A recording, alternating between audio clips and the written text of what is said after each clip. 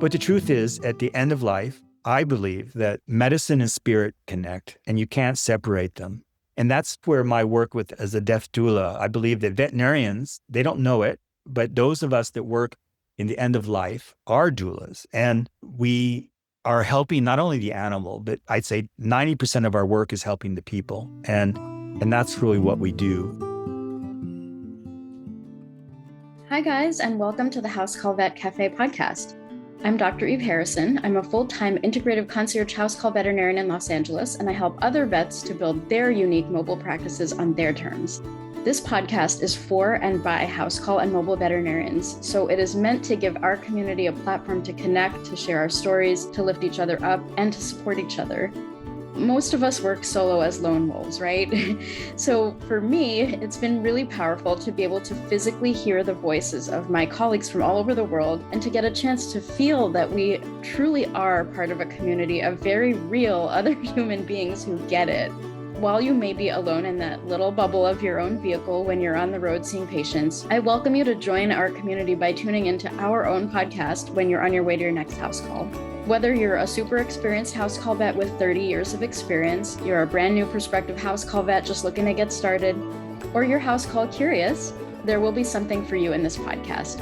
Each episode, you will hear interviews from other mobile veterinarians just like yourself who are doing unique and innovative things, vets who are sharing their stories, their struggles and challenges, and you can also look forward to hearing valuable information and perspectives from specialists and experts outside of our micro niche.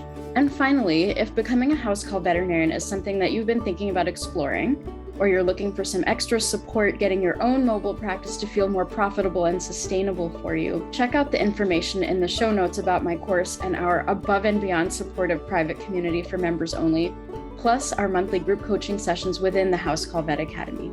You can also check out my free public Facebook group, which is also called the House Call Vet Cafe, the same name as this podcast, and which is a warm and cozy community for mobile vets to support each other in professional and personal development, in creative entrepreneurship, and in friendship. So thank you guys for spending time with me today. Let's dive into the episode. All right, everyone. We have Dr. Ken Gorczyca, CHPV, who is a veterinary home euthanasia practitioner and a companion animal end-of-life doula at A Gentle Rest in San Francisco, and he is also an artist and he paints pet portraits in memoriam and life. Find his artwork at kengorczyca.com.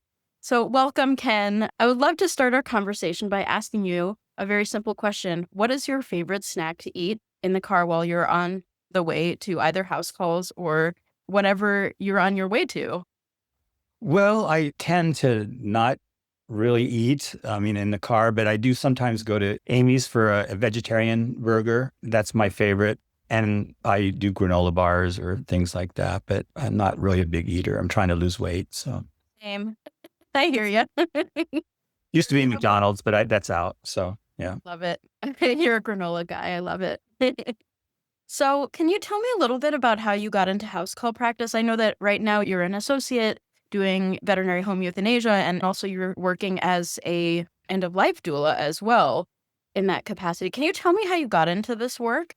How did you get? You want the long story? Yeah. Well, I graduated many years ago, 1983 from Davis, and I practiced for many years. And then, unfortunately, I got sick with AIDS, and so I had to retire and go off work for many, many years. And here I was turning to be, but I didn't stop working in the sense I did a lot of work with Pets Wonderful Support, which helps people with AIDS keep their pets. I founded that organization, and I also founded the Lesbian and Gay Veterinary Medical Association, which is now Pride Veterinary Medical Community. And so I did that for many years. So I was an activist. I kept involved with the profession. I also spent a lot of time in nature. I started to realize that nature is healing. So I started to work with the School of Lost Borders, which takes people on vision fast into the desert. And so I did probably 8 vision fasts over the last decade. And part of that is just to go into nature and try to find my purpose. Really, where am I going? And you have a metaphorical death. You're sitting alone for 4 days and 4 nights in the desert wilderness in Death Valley. That's my favorite place to work. And on one of these vision fasts, the question was, what am I going to do? Here I am. I survived AIDS. I'm a 40-year survivor. And I still felt like I had more time to give back to the profession and to my life. And I kept seeing death around me, these visions of dead people and animals in the sky. And I soon realized that I had experienced death at a young age. I was only 35 when I had to quit work. And I lost, over those first years in practice, I lost maybe 300 clients to AIDS and dozens of colleagues and friends. So I didn't realize at the time, but what I was doing in those early days was being a death doula. I helped people in that moment. And so when I got back from this quest, I really started to do Googling online and saying, well, what's happening in the veterinary world around death and dying? And I found two things. I found CADA, or the Companion Animal Euthanasia Training Academy, and I found the University of Vermont Companion Animal End-of-Life Doula Training Program. And so I immediately signed up for both. And I also realized that my good friend, Ari Rozicki, who's a veterinarian, had founded a Gentle Rest in San Francisco. And so I contacted him and I said, can I come accompany you on one of your days out? And he said, of course, because I've known him since he was a student. And I went out on that first call and I just couldn't believe it. I said, this is my calling. It was just so apparent that I was pulled to this work. And it's evolved over the last 3 years. I've now done probably 2,500 euthanasias. And so with the University of Vermont course, I just really found that material really invigorating. It came out of the human doula work, which is doula is when women have babies, there's birth doulas, but there's also a death doula when it's come out where you help people die. And during the COVID pandemic, Francesca at the University of Vermont created this companion animal course, and so that's been around maybe 4 years now, 5 years. And it sort of grew. And after I took the course, they decided that they're going to need a new veterinary leader for this course. And so I immediately signed up. And so I've been teaching the class with other people for the last 3 years. And we could talk more about that later. But, I was so nervous because I didn't know if I could hit a vein, if I could even do vet. I never thought I'd be in practice again, to be honest, after all those years. But I realized it's like riding a bike. And Sure is. And I realized that most veterinarians cannot hit a vein because they have their technicians do it in practice. And so I just had to learn. And now I'm really excellent. So I would tell anyone, don't be afraid of it, because especially in euthanasia where you sedate the animals, there's no problem whatsoever to hit a vein. And if you can't, you do all the other things, the kidney, the liver, the heart, whatever you need to do. And so that's sort of how I got into this house call business. Really it came out of nature, I would say. Yeah. And I'm really happy to talk about that as well, because I think that nature can help everyone, and it's a powerful place to be. Yeah. So thanks for inviting me to be here. Yeah, absolutely. This is very moving and very beautiful what you've said. I've been really into the Kabbalah tradition lately. And there's this beautiful word called ratzon. That's the name of it. That's the calling, the heart's desire that tells you what you have to do. And I heard you speak that principle that you knew right away. And Yeah, right. I did. I couldn't believe it. I never even imagined that kind of work, and Unbelievable.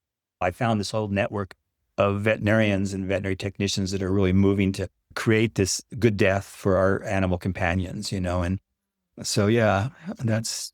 Yeah, I mean, it really is a calling. When I see people doing this type of work, you can feel it. I mean, I think maybe you might even be the most connected to the spirituality of the experience itself. I mean, my question is, you had mentioned Vision Fast and quests and things like that. Can you tell me a little bit more about what that is? Because I'm familiar with journey work in my own ways, but I would love to know a little bit more about this Sure. experience. I'd be. I mean, this is so personal for you. It is. So deeply personal that I want to know more about. Sure. Yeah. I had a good friend, a veterinarian, Jean Smith, who was from college and had really gotten into shamanism. And so she introduced me to a lot of that work. And then during I think 2003 to 7, I ended up studying with Michael Harner at the Foundation of Shamanic Studies. And so I really went deep into shamanism and shamanic healing and the spiritual world. And I did it really for my own self, for my own personal healing. They say, don't do that. You have to do it to help people. But I knew that I needed it, and I didn't know I was going to be using that material. But in my practice now, I use it every day. But getting back to the Vision Fast, I found this organization called School of Lost Borders. It's located in Lone Pine, but they do work all across the Western United States. They take about 12 people out into the desert for about 10 days. You have, you do a lot of pre-work together. And then you go out for 4 days and 4 nights into the desert alone with no food. You bring water only. And because when you go into that state, that altered state, it brings you into a connection with nature that you wouldn't, you don't have TV, you don't have your cell phone, you have nothing to distract you. You get to listen to nature, the animals, to the sky. You get to watch the moon rise and fall and the sun rise and fall, which we never do in our modern world. And it's the lost part of our humanity. And so on these events, each one brought me to a new level. I learned a lot about myself, and part of it's interaction with the community that I'm with. And some of it's just being in nature itself. And on this last one, I'll just share a little story that I'm in awe about. But I was in this one spot for 4 days and 4 nights. And lo and behold, there was a lizard that was sitting there with me. And he was there the whole time. He was not afraid of me. And being that I was not a danger to him, I was in a really calm space. I wasn't moving erratically. I was just sitting. He would come over to me and he actually would walk onto my leg and we started to communicate and just in behaviors, and so I would go to sleep and I'd look over and there he was sleeping, and I asked him to tell me about his life and he pulled me around a rock and eventually he showed me his spouse or his mate. She was a little bit more afraid, I think, but it was the most powerful animal communication experience I ever had. And I think it only can happen when you're in that altered state. I think that maybe it happens with drugs, you can get into that altered state and I'm fine with that. But going into nature in a fasting state is the same thing. And it brings you to that space. And then you come out and then you tell your story to the whole group.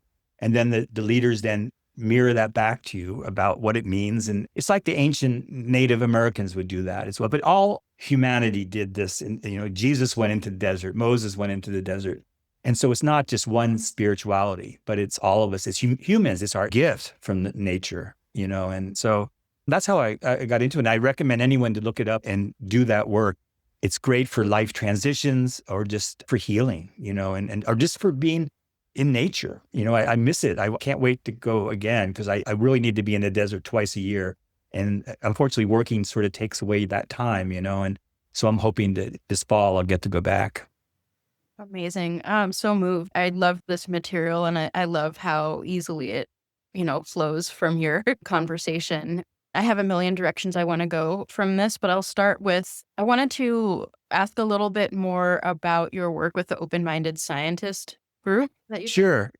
Yeah, I got introduced to a guy named Lee.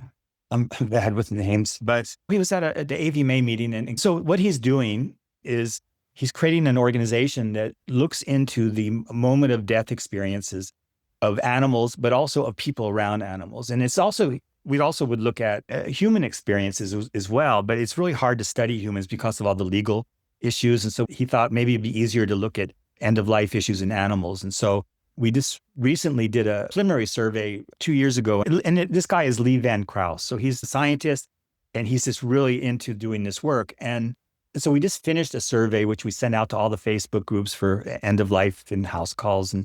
And we got 500 veterinarians and veterinary technicians. And so we're going to publish this in the near future, hopefully one of the major scientific journals like Nature or I'm not sure where, but we're going to present the preliminary data at the next meeting in September. But what we find is that when you talk to human hospice workers or people that are around people dying, that about 20% of them experience unusual events like electronic malfunctions, or there's a breeze, or all of a sudden the weather changes, or there's different people see different things. You can see a glowing of the body. And we don't know what that means, but I think that there is probably a scientific explanation. As I look into plasma theory, I look at the whole universe is plasma. And we always thought it was dark space out there, but no, it's like this life full, and it's a living, almost a living thing. And so when an animal or a person dies, what happens as the spirit leaves the body, it's not dissipating, it's going back into that greater universe. And so what we found is, all this explains some of the things I've seen. I was at a euthanasia where it was a mother and father and their 6-week-old baby infant. And they had the infant over on the couch and this dog was being euthanized. And at the moment that the heart stopped, this infant started to make this unusual sound. And the parents said they had never heard this sound before. And so it was experiencing something because it really shocked everybody. So we find that young children are more aware because they're not domesticated yet. So they still can see things. Sometimes we have experiences where animals start looking up and our kids look up like they're seeing something. This week, I had a really unusual experience where I just euthanized a 10-year-old Newfie, and it was a beloved dog, and it had prostate cancer. And we were putting it into the car, and all of a sudden, my office phone started playing music. I mean, out of the blue. And I've never had that happen before. And that's probably the second most common thing, where music pops up on your phone or on your radio that wasn't expected. And we don't know what is that, and so I think as we become more aware and just be on the lookout, you might find it yourself. But most of us never look for it, And when I ask veterinarians, when I talk to, because I do a lot of public speaking, and they're like, well, what are you talking about? That's woo-woo, But the truth is, at the end of life, I believe that medicine and spirit connect, and you can't separate them.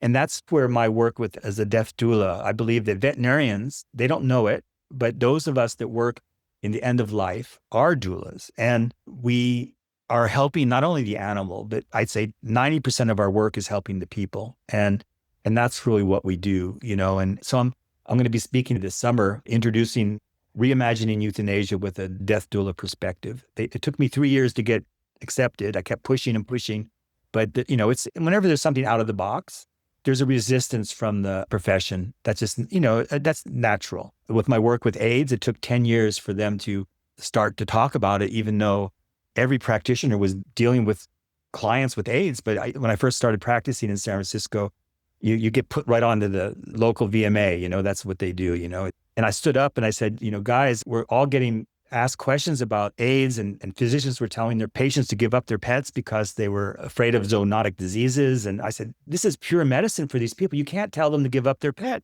And I said, we need to bring in a public health department to talk to us. And they said, no, AIDS is not our problem. And so I quit.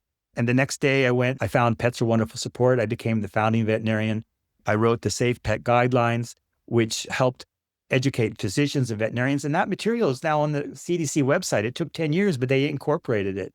But it shows you there's resistance to change or things that are unusual. And I feel the same about death. I think that that's another frontier for our profession, and that all veterinarians can be better at it. And that's my goal, is to try to help them be better in practice. And so I don't know if that answers your question. Oh, yeah. Oh, yeah. I mean, you're such a mover and a doer, and you've added so much already to the profession. I wanted to say that I very much am highly familiar with the resistance of the profession in a number of ways. And I've also applied to speak at AVMA. I only applied once, but I got rejected. I wasn't deeply surprised or anything like that. But Yeah. I do have some unconventional perspectives, and I'm an integrative vet, so I'm very used to being associated with woo-woo or being questioned on that level. And I've also just opened a new program called Soulshine Space for veterinarians, for kind of people like us who recognize that the medicine and the spirituality are Yeah. one and the same. And especially if you're doing end-of-life care, transitions, integrative. Oh, I'd really like to learn more about that. That I sounds will absolutely share more about that. It's a monthly membership, low cost.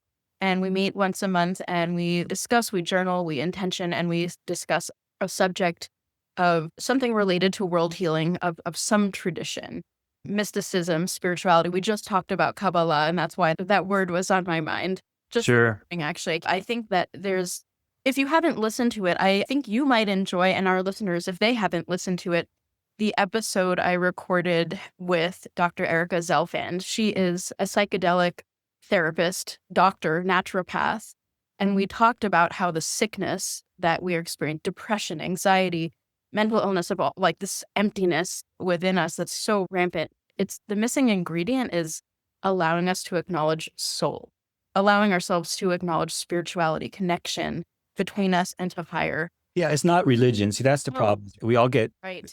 disconnected by religion, and I was brought up Roman Catholic. I was an altar boy. I find that there is a very big place for that in our lives. I find it useful, and for the community and for people. And we've lost even some of that, but its spirit itself is different, and is lost in our society for sure. And the same with death. Death is not able to be talked about. And I believe that our animal companions are one of the last vestiges of nature in our lives, number one, because we used to live in nature and now we live separate. but the animals are still there. And so they teach us, they keep us grounded in nature. And even at the end of life, I tell my clients this all the time. The last lesson that they're teaching you is about endings and about death. And it's okay. It's okay. In fact, I hope that we could all be privileged to be at home with our loved ones on the sofa or bed as our spirit is released, and because that's really what the power of in-home euthanasia is. It's a privilege for sure. Not everyone can afford it or have access to it. It's not everywhere. And we can talk more about my own practice, but I do a lot of ceremony, ritual, storytelling. I really find that it's really helpful to people. So, yeah. That's amazing. You're leading right into the next questions I was going to ask. What you're saying is so powerful. You mentioned that you incorporate your shamanic studies into your in-home euthanasia. And you mentioned a few things that maybe sounded like you are working with synchronicities, maybe quantum physics. Does any of that play into either your thought process or anything that you bring? I mean, you mentioned the music coming on. Yeah, no, that was like, I kept going, I was so irritated because all of a sudden this music was coming on. I go, what's that? And it was my phone, and I don't even know how it got turned on the music. I mean, there's no ifs, ands, or buts, but synchronicities. I believe, in my experience, at the end of life, that there are a lot of synchronicities that happen in that moment. And one of the most recent ones, and it's one of the reasons we didn't get to speak last month because I had a salivary gland removal because of a stone. And so I was on this surgery table. They were putting me under, and, there's like all these nurses and doctors, and they're just asking, hey, what do you do? So what, I'm half loopy. I said, I'm an in-home euthanasia vet, and they go, oh, I did that with my animal. And then all of a sudden the doctor looks at me and says, do you work in Marin County? And I said, I do. And he says, I think you euthanized my dog. And I had. And we talked afterwards, and he and his 2 children and his wife were there. But I mean, that to me was just like, I just couldn't believe it, and this happens all the time with different people that you wouldn't expect to meet. But I mean, I meet so many people, I can't even remember them after that day is over because there's so, but it's a powerful hour that I'm with them. It's a real sacred moment that I'm able to give them. But I wish I could remember all of them, because there's amazing people. At the end of life, you get to see these animals and their stories that are so powerful, and it's, anyway, that's my. So powerful. Yeah. Yeah. I mean, we cut straight to the heart of a person's everythingness. Like you see them and you meet them in a moment of deep grief. That's the pure them. You're not seeing any fronts. You're not seeing facade. You're not seeing mask. I mean, they can mask. Everyone can mask, right? But this is the purest version of a person that you're ever going to get, in my opinion, and I think there's something very, as you said, sacred about being with a person and an animal in that state of transition and grief. Oh my God, yes. And that's the part that I look forward to every visit. It's just, and I mean, I can talk a little bit about my practice if you like. Yeah, I would love that. I mean, I would love to hear about the practice that you are doing as an associate. I would like to hear about your teaching at the University of Vermont, about the end of life doula work you're doing. Maybe if you want to talk a little bit even about the practice that you're wanting to start on your own, up to you. Sure. Yeah, no, that's fine. So Adjunctive Rest is a great organization in San Francisco, and I'm so privileged to work there. We're open 7 days a week. So we have like 4 doctors or 5 work there. And so we're basically a resource for the community. So we always take same day appointments, or people can plan ahead, or they can change. Sometimes you don't know what's going to happen, and then they decide that the animal's better for a day. And so, it's a real resource. And so I'm really grateful to have gotten to learn that. But my practice has really evolved. I mean, when I first went out with Ari, it was like, all you had to do was like say 8 sentences, and that was it. You could be quiet. You could just be present. And that's all you need to do. I mean, I think all veterinarians that work at the end of life or do euthanasia, we all try our best. And so everyone has their own power, and so what I found is I started doing ceremony. I always call them in the morning when I get to the office, and I want to have a connection with them because we have a receptionist that do all the pre-work. And they're always so grateful that they hear my voice, and I try to calm them. And a lot of times they have questions. Then I tell them I'll text them when I'm on my way, and we're going to do the paperwork real quick. And then I'm going to sit down with you, and we're going to really meet your pet. I want to hear their whole story. And so I sit down with them, and I ask how they met, how they got their name, all the way through. We spend maybe 20 minutes just, and have they stolen the turkey off the table? Did they ever get lost? Did you dress them up for Halloween? And people start to laugh. They smile, even at this most critical moment of their, when you're losing your beloved. they still can find some joy, and I always tell them, right now. yeah, and I always tell them that the end of life surely is full of grief and emotion, but it's only one side of this whole coin of this animal's life. And so we have to look at it all the way through. And so I think I help them. And then I say, we're going to do the sedation. I go over that, and if they can eat, if they're eating, we always offer food, and chocolate's okay, and cake and ice cream, and, whatever. I had one kid who's 8 said, "Oh no, we can't give chocolate." I said, "It's okay." No, we didn't do it because he was like taught never to give chocolate, and that was cute. I find children really empowering. They're so innocent and yet so wise, and then we do the euthanasia. And I say, after the euthanasia, is it okay if I do a ceremonial ritual? And I already told them that in the beginning. And I'd say 95% of the people are absolutely fine with it. A few others say, well, I'm not religious. I said, well, it's not religion. We're just doing it. It's a rite of passage we're doing. And so basically I offer, I have some Tibetan bells. So I marked a moment with a sound. And then I say, is it okay if I use some sage or some sandalwood? So I light that and offer that over the body and tell them, that I hope that they remain in their dreams and in their hearts and their animal spirit guide forever. And then I sit down and I repeat the life story for them in that moment. And then I give a poem. And then I also offer them a pink quartz heart. I put it on the body, and I let them keep that as a keepsake and tell them that this embodies the spirit of their animal. And some people they tell me they hold it for days afterwards, because it gives them something. And then after the ceremony, I close it with some bells, and then they get to do their private time with the body. And then we wrap the body in a blanket. It's like, I call it a shroud, because we're basically shrouding the body. And I didn't even know that term until I went out in the desert again for a death retreat and learned all about death and dying from the human side. And so I realized that's what that is, and we never put them in bags or anything like that in front of the client, And then I go home and I take that material that story, and I create a poem for them, an obituary poem. And I use ChatGPT, and it's really easy to do. And I also take pictures of the animals. And if their animal is not able to be photographed because they're in a really bad shape, I ask to see their favorite picture, and I use some apps and I create some art pieces for them. And so I send them this poem with the art piece, and some people are just so grateful because they realize how much I care, and about their relationship. And no one's ever asked them their life story of their pet ever, and so I know it's not everyone can do that. It's extra work. It takes me a lot more time to do all that. But I feel really emboldened to do it because I see what power it has. And then, of course, we take the body, and I have asked them to help if they want. It's like a vigil carrying the cat or the dog. And so I try to make it in the terminology that we use for the human condition. Because in the old days, we keep our animals overnight, and our ancestors, my grandmother was in her living room in her coffin for a day, and that's gone, But my own animals, I've kept them in vigil overnight, and with candles and flowers. And I have clients that want to do that, and I have no problem whatsoever. I mean, they go through rigor mortis, and it's okay. One day it's not going to be a problem. And so I encourage that if that's what they want, or they do their own burial or cremation through our service. But yeah, so that's my practice. And I try to share that with other veterinarians, and I learn from everyone, it's powerful. I can move on to the Vermont class.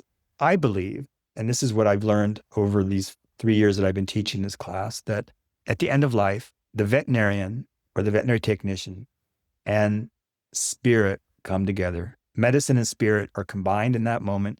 And we all are death doulas. Even though death doula is supposed to be a non-medical person that helps someone transition, there's supposed to be this in-between the professional and the client. But we are both, because we're a unique profession where we're working with the people and the animals. So you can't separate it. And so I'm trying to encourage everyone to take these classes. There's a whole movement of pet death doulas out there, different courses, but the one at the University of Vermont was the first. And for me, it's the best just because that's the one I know. And I'm encouraging, I think, or honestly, I don't know if veterinarians have the time or the energy to do all that work, but veterinary technicians and the veterinary staff are the ones that really are the I would call the end-of-life navigators. And I think every practice should have one, or have a team that does that. That's their job. And because right now, I think a lot of people are, oh no, we have to do the euthanasia and it's the worst thing and blah, blah, blah. But it doesn't have to be. You can actually make these, you can create a chapel room. You can do so much, and that's where you can learn just to be present with people. It's how you answer the phone, how, if someone calls and they're going to do euthanasia, you drop everything. You say either I'm going to call you back or you talk to them right there. I mean, that's when they need you, and so this class, it's now a 6-week class, and it's online, and it's about 20 people per class, and we're just expanding. We're hiring 2 new veterinarians to be part of this, and just to try to teach. And there's also the pet death doula. That's an individual person that actually are starting their own practices, perhaps, where they try to help with all the loopholes, and some people are really needy and they need that. And so there are people that are trying to do, community ceremony, but that's something that the profession is sort of hesitant. Oh no, who are these people? Can I try? But I do believe that they could be beneficial, and especially end of life work. We all are doing this work. The receptionists, the call centers, that's the crematoriums. That's what they do. And they just don't know it yet that they already have that title. That's my feeling. Well, I'm finding myself feeling quite emotional listening to the way you were doing your ceremonies and honoring these animals. You brought me to tears, and thank you for that. It's good to be moved. It's good to release emotions and to care. It's very easy for us to lose track of the emotionality of it and for it to become rote. And I think on that same note, as you were speaking, I was thinking of that expression, no one cares how much you know until they know how much you care, right? I see that manifested 100% in everything that you are doing. And I think in addition to like the ceremony, I also was noting your attention to things like consent, like trauma-informed paradigms, because everyone has a different spiritual paradigm, be it a type of spirituality or no spirituality at all, right? And the fact that you ask for this consent about the ceremony and the way you're kind of like following and being with people in every moment that comes up, that's really beautiful. That's really unusual in veterinarians. Hi, it's Dr. Eve here. As you know, as veterinarians and veterinary professionals, we pour our hearts into caring for animals every day. But who's holding space for your spirit to shine? I created Soulshine Space for vets to be that space. Soulshine Space for veterinarians is not your run-of-the-mill membership. It is a portal where science meets spirituality, where we can hold evidence and intuition in the same hand. It's for those of us who can hold both the tangible and the mystery at the same time. It's for those of us who feel the call that there's more to this life than our job description. Join our monthly gatherings where we explore meditation, forest bathing, aromatherapy, herbalism, breathwork, plant and mushroom ID, sound healing modalities from all around the world, as well as special subjects in psychology and spirituality, plus so much more. With all of this designed to nourish both the left and the right brain sides of the healer within you. You'll get to connect with other veterinarians who understand both your dedication to medicine and a desire for meaning and connection beyond the clinical. For under $100 a month, you can join a community that sees all of who you are. No commitment is needed. You can come or go as you please. And if you are listening to this podcast, as a huge thank you, you'll get a special discount off your membership. This offer is available for a limited time and rules and restrictions do apply.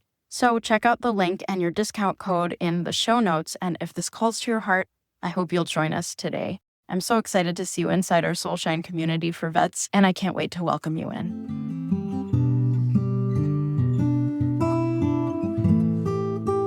I'm sure you know that you're unusual and special, and like just everything you're saying is just like, holy shit, man, you're amazing. Like Well, I don't know what if I a know that, human. but thank you.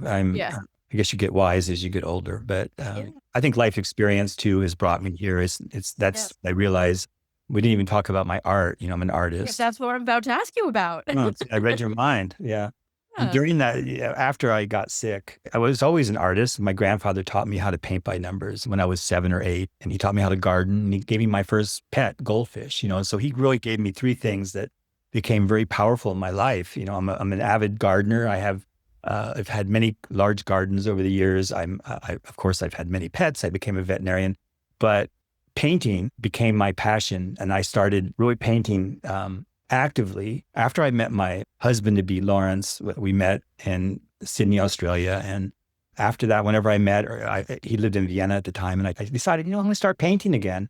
And I painted ever since. And I only recently, because coming out as an artist is like coming out of the closet. And I had my first solo show about 2.5 years ago in New Mexico. And it was a lot of my desert paintings. Whenever I go out on these vision fasts, I always brought my paints. And so I would do 4 or 5 paintings as well. And I find that when I'm out there in that sacred space, that my art is also able to come out of me that way.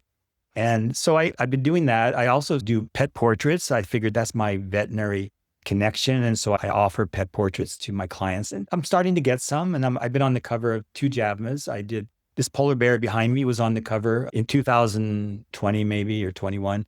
And I just did one on January. It was called Veterinarian and Assistant. One of my classmates was in a car with his dog. And so I continue to do art. I prefer to do plein air art in nature or my gardens. I like to do that. That's because that's where my spirit comes out. I do animal portraits, and I'm good at it, but it takes a lot more energy to capture that spirit, but I just gave one out to a client the other day, and they just loved it. So I felt it was a euthanasia patient, and she asked me to paint. And so I try to capture their spirit. I learn their story and try to create that in the art. But I'm also part of another group that I helped co-found with Yoli is Vet Art Now. And we do art shows at veterinary conferences, and we have 22 artists. There's a whole group of artists that are veterinarians are artists. I mean, we all have veterinary medicine is an art, but a lot of us are closet artists. And so we're trying to empower us to come out. And so we have a website, vetartnow.com. You can check that out. It's not finished on the website, but I'm going to be finishing it this week or so. That's wonderful. I agree that we're all artists. I mean, if you've ever read The Artist's Way by oh, yes, many times. Classic, right? Yeah, I have. So in that capacity, yes. And I think, as you said, veterinary medicine is an art. And I mean, you're reminding me actually, back in the day, I'm a flautist, so I'm a musician. That's like that's very artistic outlet, right? Sure. I play all like world flutes and whistles and dings and dongs and this and that. And it's my heart. It's the breath. It's the air. It's the mind-body connection, spirit, soul, everything all in one when I'm playing the flute. And there was a time kind of on the subject of physical art, photography, things like that.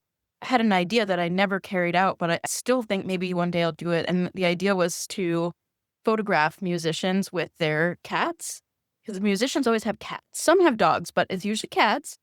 A photograph of the musician with their cat and their musical instrument. Like capture that trio. The energy. Yeah, Sure. No, for sure. The cats are part of the music, their purr, it helps, and just their presence is powerful. Yeah.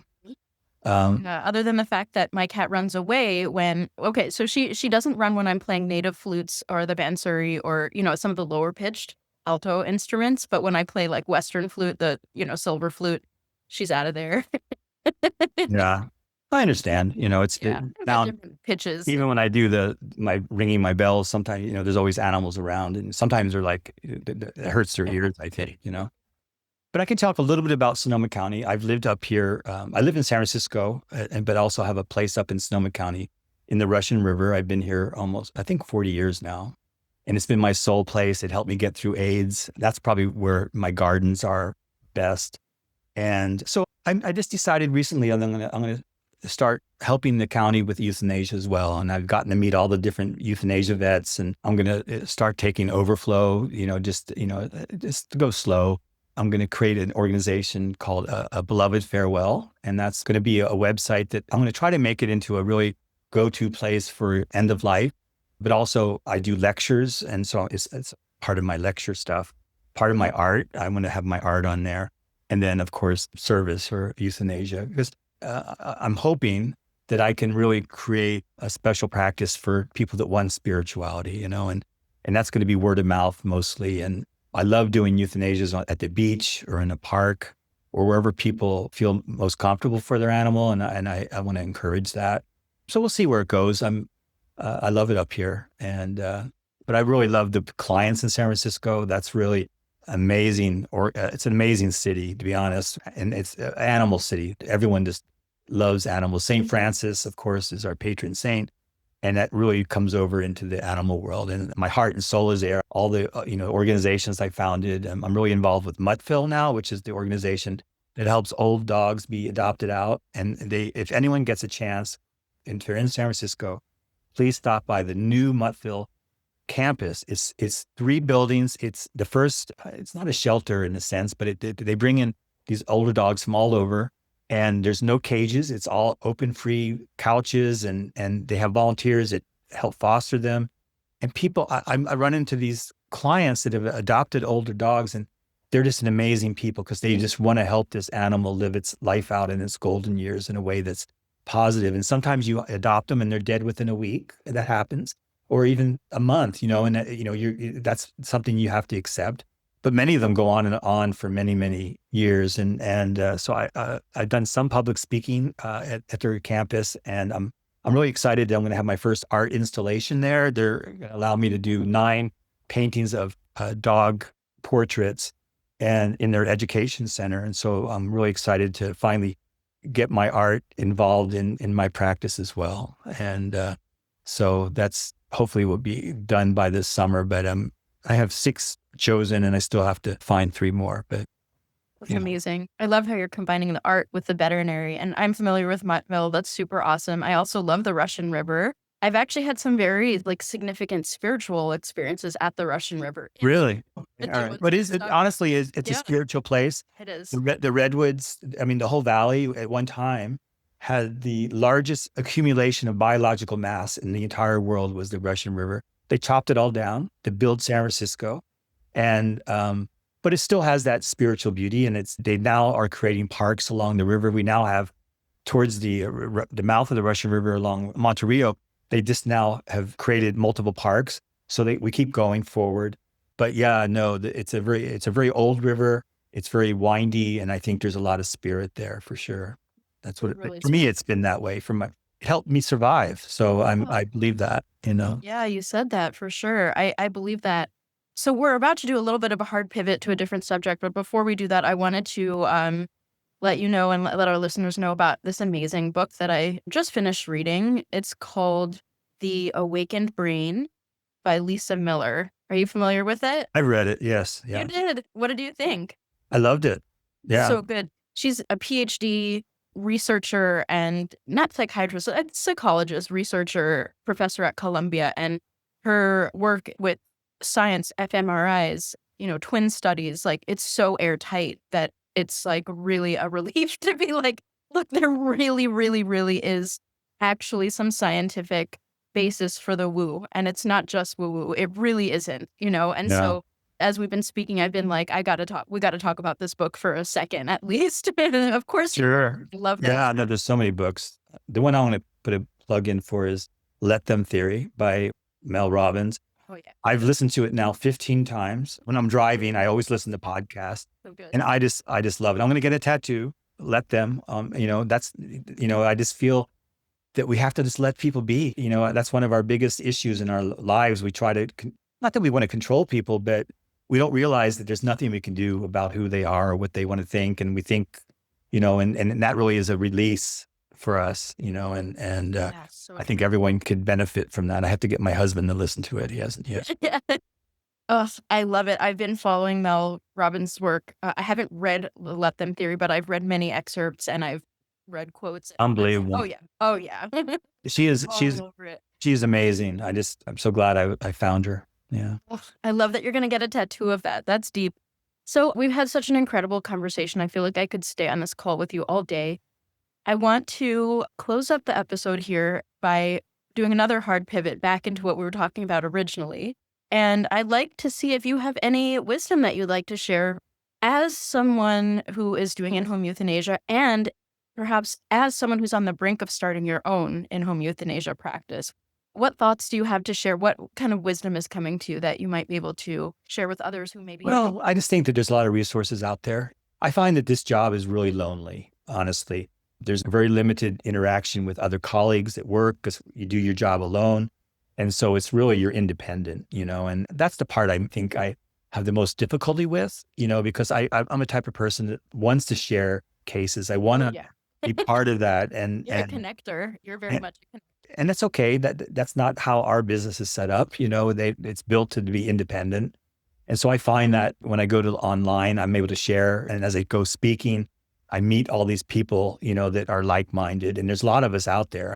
But as for other wisdom, I think that don't be afraid of death, and don't be afraid of leaning into spirit. I think that if you're pulled to it, it's okay if you're not. I mean, I think that it's most of us in this work, if not all of us, do a great job. And people are so, so appreciative of having someone come to their house to help them in this moment of need, And so I think whatever you do in a kind way is going to be useful, and they'll just be so grateful to you.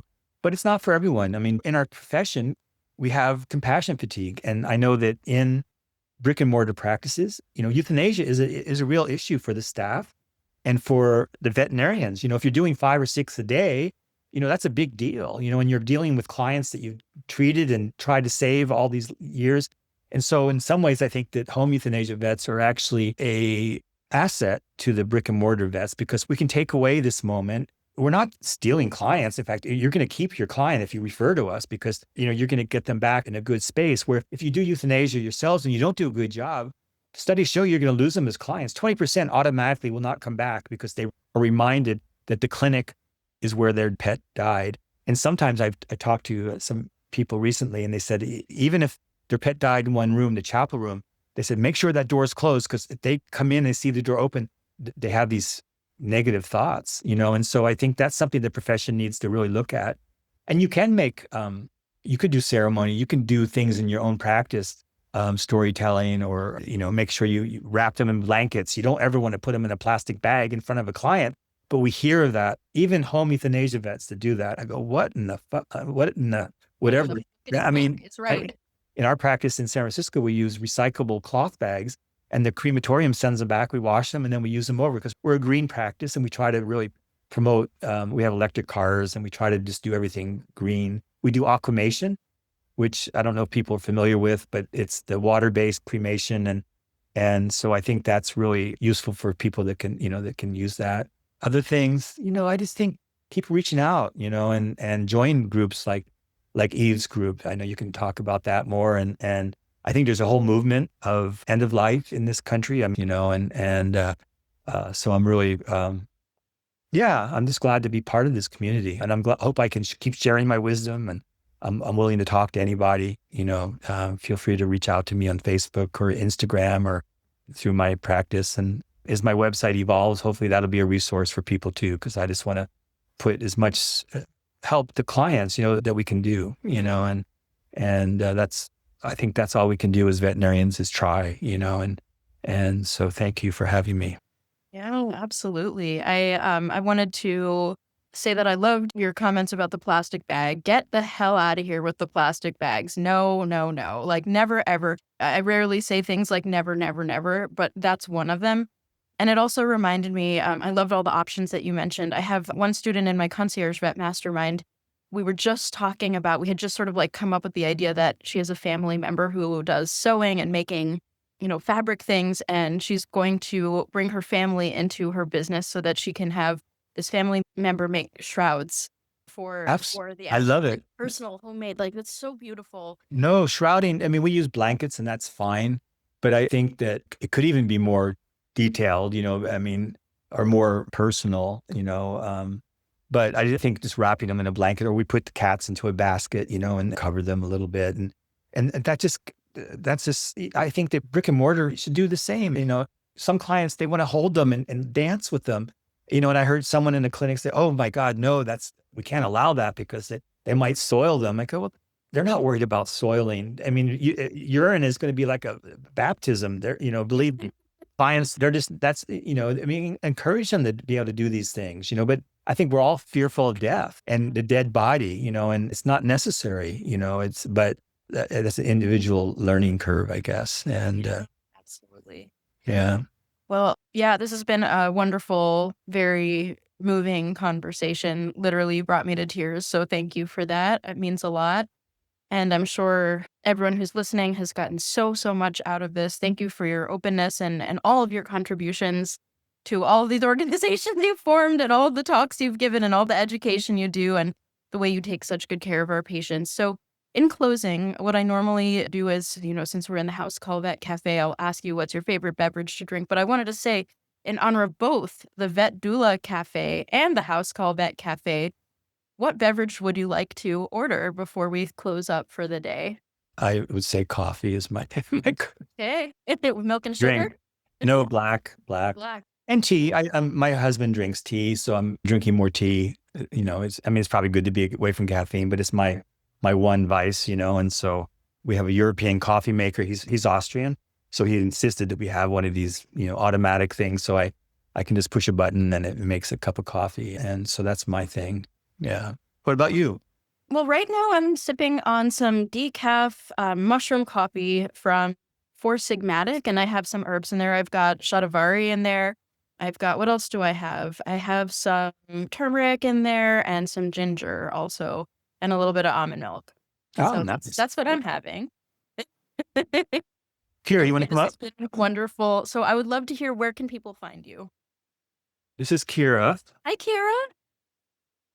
She's my soul dog, and I sometimes take her on with me during the winter as my assistant in the car, and she accompanies the bodies back to the office, and people just love seeing a living dog with me, and she likes to be with me. She's my COVID pup, and so has separation anxiety, and so she needs to be around people, and so I'm really grateful for her.